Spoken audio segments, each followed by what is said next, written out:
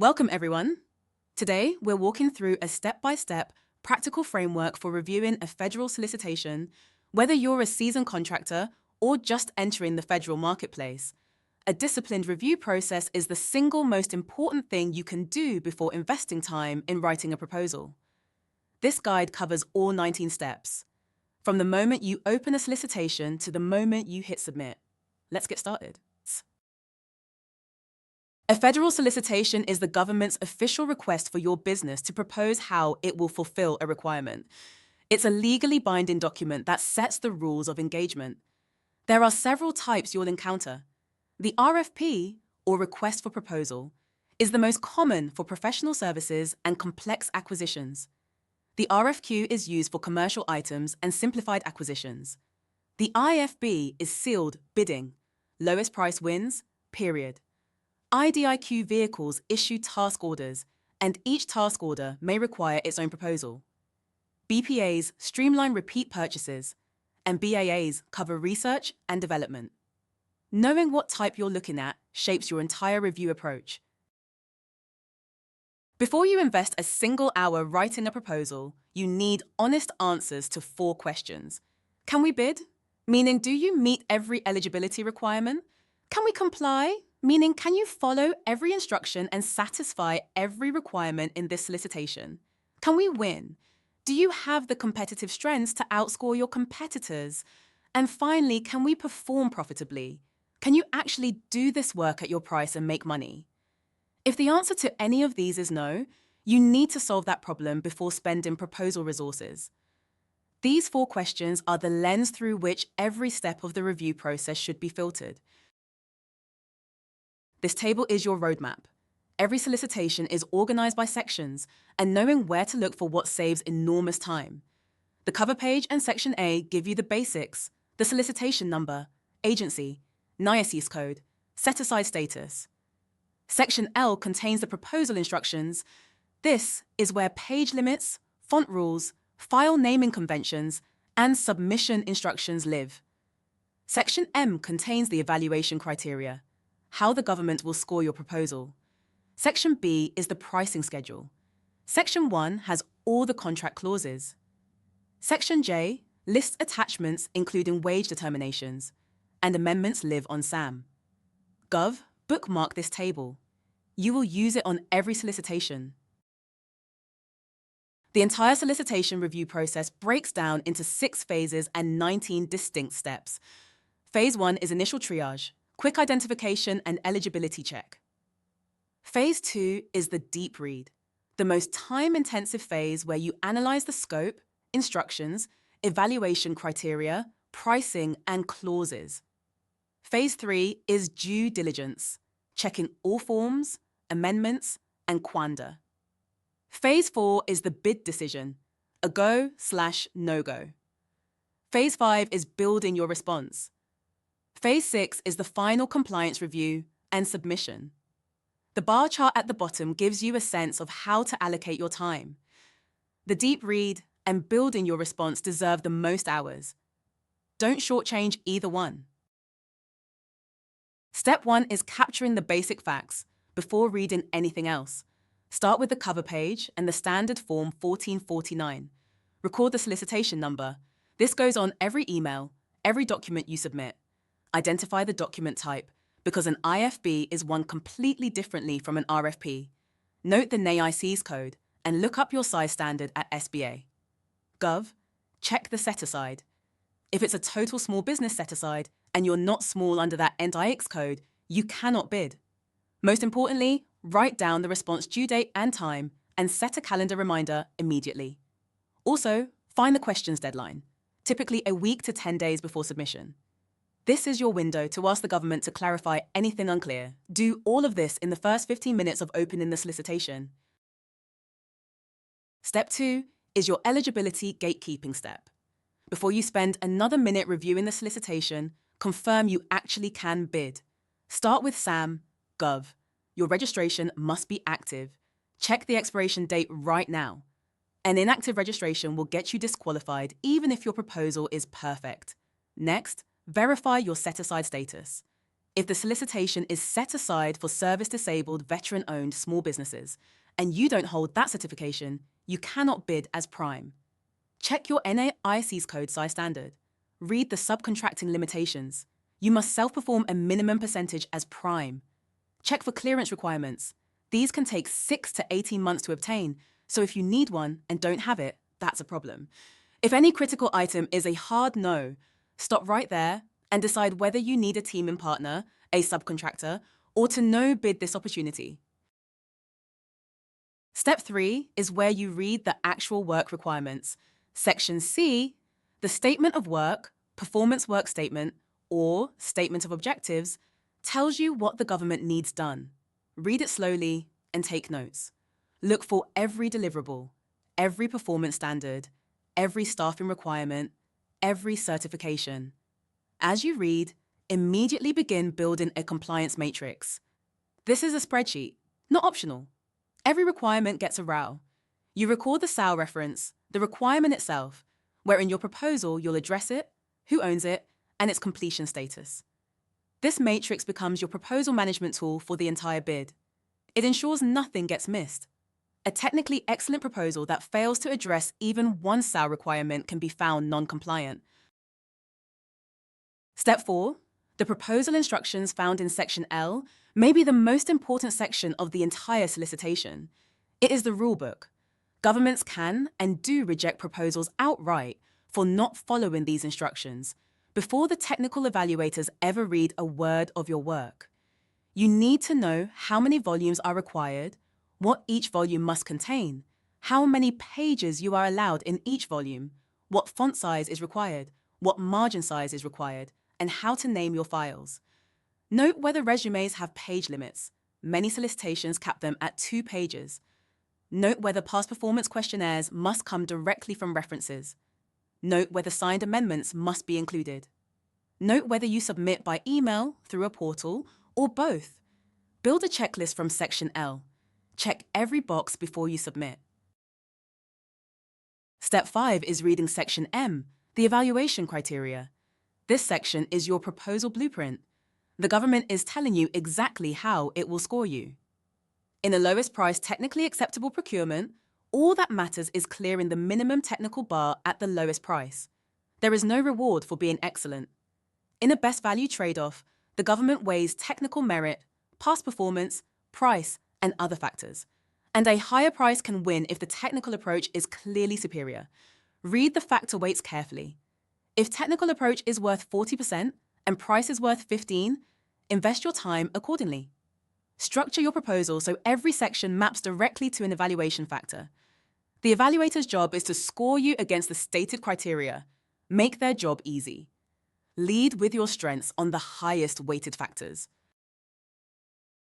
Step 6 is pricing. The CLIN structure, contract line item numbers, is how the government organizes what it's buying and how it wants prices organized. Your price must exactly mirror that structure. You cannot reorganize, add lines, or skip CLINs.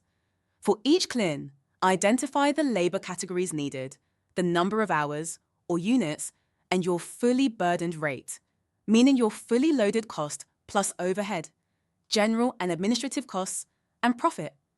Base year plus, all option years must be priced unless the solicitation says otherwise. Before you submit, check every total manually. CLIN totals must roll up to the schedule total. Your subcontractor pricing must match what you put in your prime pricing.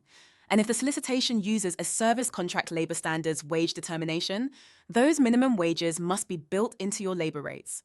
A pricing math error, even a small one, can undercut your credibility. Step 7 is reviewing the contract clauses in Section 1. These are your legal obligations as a contractor. They cover everything from SAM registration and cybersecurity to wage rates, Buy American requirements, and payment terms. Pay special attention to cybersecurity. The DFARS 252, 204, 7012 clause requires specific safeguarding of controlled unclassified information. If you handle CUI, you may need a system security plan. Check for service contract labor standards clauses. If they apply, you must pay workers at the prevailing wage rates in the wage determination. Review the small business clauses. If you're required to submit a subcontracting plan, it must include specific percentage goals.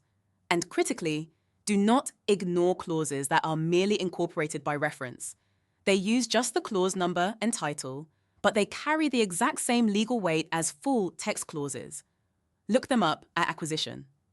Gov. Steps 8 through 10 cover the due diligence phase. Step 8. Verify you have every required form and attachment.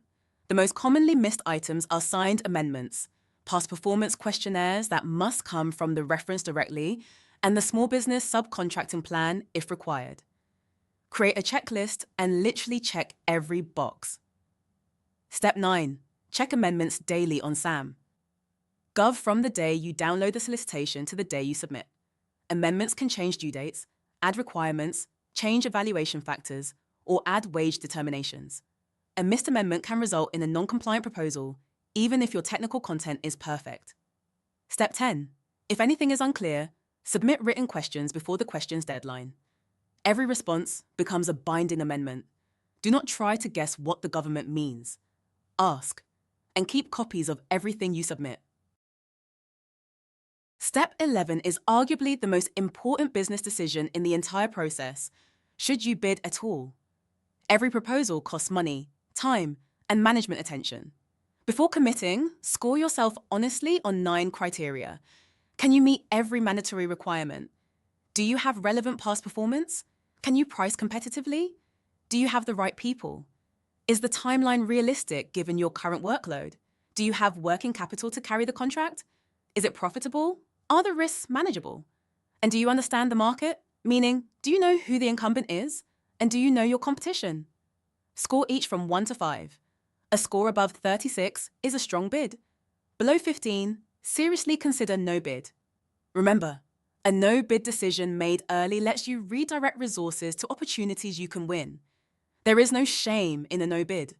There is shame in submitting a weak proposal for an opportunity you were never going to win.